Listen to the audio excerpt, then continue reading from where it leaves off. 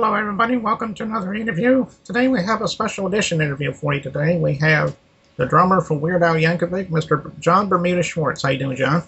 Hi, I'm doing good. How are you? Okay, I'm doing pretty good. So, you've been with Al for a long time now. 32 years, is it? September is 32 years and 32 great years. Okay. Well, that's good. That's kind of a milestone for somebody like you, and because I mean, not many bands, even bands, don't even last that long sometimes. Um, how exactly did you get started in drumming? I mean, was that just something you've always wanted to do, or um, did your mom and dad influence you in any way on music, or how exactly did that come about? Well, I came from a fairly musical family. Everyone did something. As I was growing up, my brother had drums, and he switched to guitar at some point. So I inherited the drums and started taking drum lessons. That was 1965.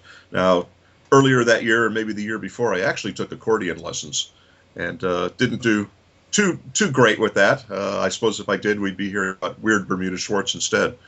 But I've been playing drums for well, most of my life. Well, I guess if you had done the accordion, I guess you and Al could always do duets together. I guess because he plays the accordion too. Well, it's honestly, if I'd gone the accordion route, I probably never would have met him. I'd probably be admiring him from afar, saying, "I should have done that. Yeah, If I was smarter and funnier, I would have done that." right. That is true. Um, Let me see. Now you've got some side projects as well. I know because on your website it said you have a couple other bands you're also associated with. Can you tell me a little bit about them? Well, I've always played with other bands in LA, where I live. Currently, I'm in three or four or maybe five bands. I'm never sure at a given time. Probably my longest standing band has been with Rip Masters, R.A.P. Masters, and he does rockabilly, roots rock, country. Some great stuff. I've been with him since 1981, so almost as long as Al.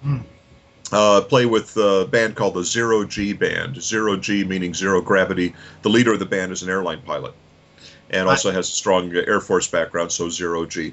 And we do classic and contemporary covers. Play locally. It's one gig a month. That's all we want to do, and it's great fun. Love playing with them. I play with Idle Hands, which is kind of an electric rock blues band. Been with them in one incarnation or another since about '99, and also playing with Crown City Bombers, who do rockabilly and old rock and roll. There's a gal singer up front who's great, does some old Patsy Cline and Brenda Lee and all the rest of those type things, rockers. Play with a group once in a while called Choice, classic rock, some originals. I play with a group called the Silver Beat. Now, that includes members of the Rolling Clones. Rolling Clones were one of the original Rolling Stones tribute bands from like 30 years ago, and they're still at it. I don't play with the Rolling Clones, but I play with the two leaders of that in their side project, and we do old Beatles and Herman's Hermits and Animals and Kinks and stuff like that. It's great fun. Great fun. Well, that's good. And for those of you that are watching this, you probably didn't know, but John was actually a sit-in drummer for once for a band called Apologetics. That's Apologetics. And they're the Christian Weird Al. What they do is they take songs like from the Beatles, the Monkees, Garth Brooks, whatever, and they change their lyrics to Christian lyrics. Kind of like the way Weird Al does everything to other songs.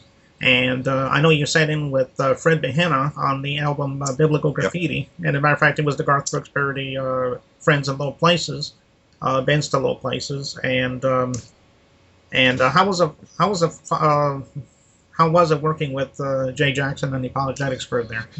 Well, those guys were great. I didn't actually play on that song on there, but I did. Okay, I thought it said somewhere that was you that played on that track. I guess I was misinformed, obviously. Well, it's been a few years. So we did that back in 1999.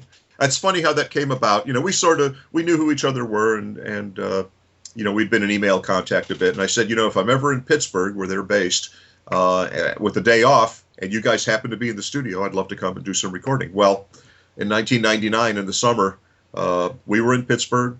We had a day off. They were in the studio, so they picked me up in the morning, went and had breakfast, went into the studio, cut 7, 8, 9 songs, and all but one actually ended up on the record. And great fun. And you know what? Jay and the guys were just were really nice and really sweet, and just they had the other drummer let me use his drums. I mean, it was just really, it was very cool. It was a great day. I had a great time. I'm really proud of the work I did with them. Yeah, at the time, I think the drummer's name was Fred Behenna, and That's right. Yeah, Fred. and I guess he did some other bands, I guess too, as well as Apologetics. I guess so. I guess he retired from that. I've been really close with the band myself. I even made a fan site. I was the first one to ever make a fan site of Apologetics, and some other people liked it so much that they started making fan sites. So you can see fan sites all over the place. But if one for me, nobody else would have done it. And Jay Jackson was actually impressed that I did that for him. He was actually honored. So, but I don't have that site anymore. Some problems happened, and but but anyway, yeah, I think that's just about everything I need to ask you. And Okay. I do appreciate you coming by.